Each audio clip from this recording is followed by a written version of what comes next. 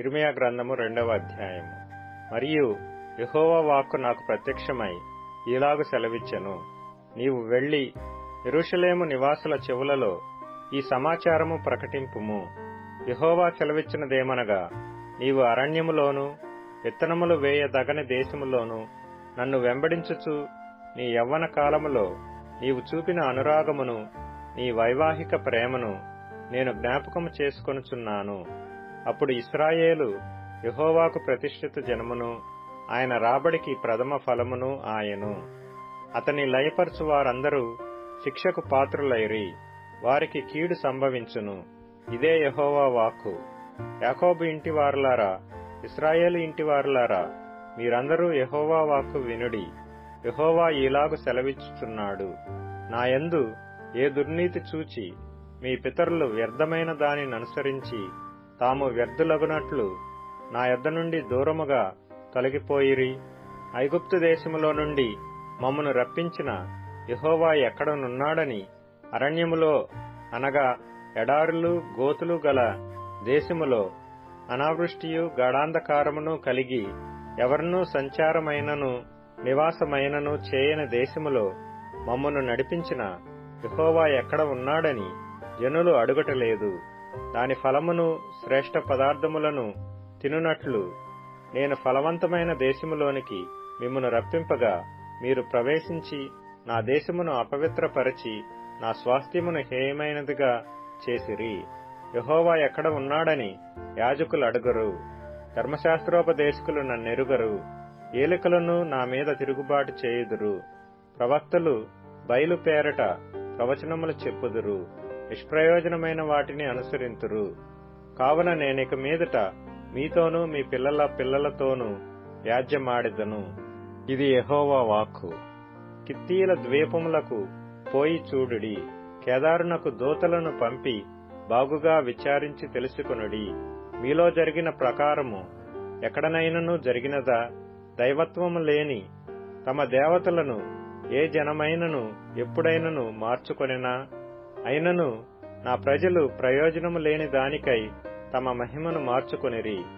ఆకాశమా, దీని బట్టి విస్మయపడుము, కంపించుము, బొత్తిగా పాడైపొమ్ము. ఇదే యెహోవా వాక్కు. నా జనులు 2 నేరములు చేసియున్నారు. జీవజలముల ఊటనైన నన్ను విడిచియున్నారు.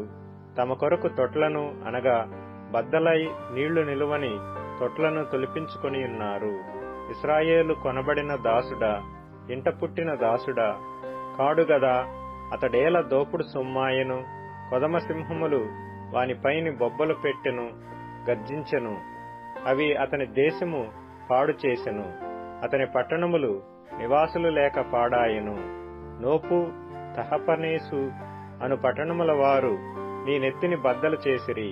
నీ దేవుడైన యెహోవా నిన్ను మార్గములో నడిపించుచుండగా నీవు ఆయనను విసర్జించుట వలన నీకు నీవే ఈ బాధ కలుగజేసుకొంటివి గదా. నీవు షీహోరు నీళ్లు త్రాగుటకు ఐగుప్తు మార్గములో నీకేమి పనియున్నది? యూఫ్రటీసు నది నీళ్లు త్రాగుటకు అష్షూరు మార్గములో నీకేమి పనియున్నది? నీ దేవుడైన యెహోవాను విసర్జించుటయు, నీకు నా ఎడల భయభక్తులు లేకుండటయు బాధకును శ్రమకును కారణమగునని నీవు తెలుసుకొని గ్రహించున్నట్లు నీ చెడుతనము నిన్ను శిక్షించును. నీవు చేసిన ద్రోహము నిన్ను గద్దించునని ప్రభువును సైన్యములకు అధిపతియునగు యెహోవా సెలవిచ్చుచున్నాడు. పూర్వకాలము నుండి నేను నీ కాడిని విరగగొట్టి నీ బంధకములను తెంపివేసితిని. నేను సేవ చేయనని చెప్పుచున్నావు.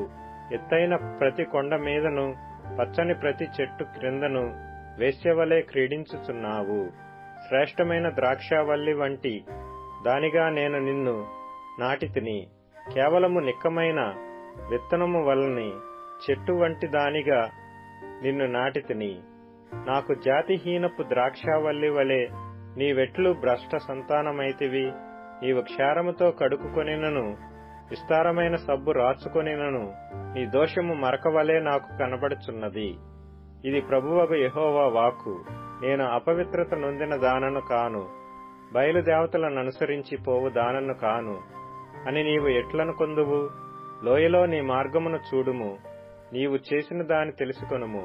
నీవు త్రోవలలో ఇటు అటు తిరుగులాడు వడిగల ఒంటెవు, అరణ్యమునకు అలవాటు పడిన అడవి గాడిదవు. అది దాని కామాతురత వలన గాలి పీల్చును, కలుసుకొనున్నప్పుడు దాని త్రిప్పగలవాడెవడు? దాని వెదకు గాడిదలలో ఏదియూ అలసియుండదు, దాని మాసములో అది కనబడును. జాగ్రత్తపడి నీ పాదములకు చెప్పులు తొడుగుకునుము, నీ గొంతుక దప్పికొనకుండున్నట్లు జాగ్రత్తపడుము అని నేను చెప్పినను నీవు ఆ మాట వ్యర్థము, వినను, అన్యులను మోహించితిని, వారి వెంబడి పోదునని చెప్పుచున్నావు. దొరికిన దొంగ సిగ్గుపడినట్లు ఇశ్రాయేలు కుటుంబము వారు సిగ్గుపడుదురు.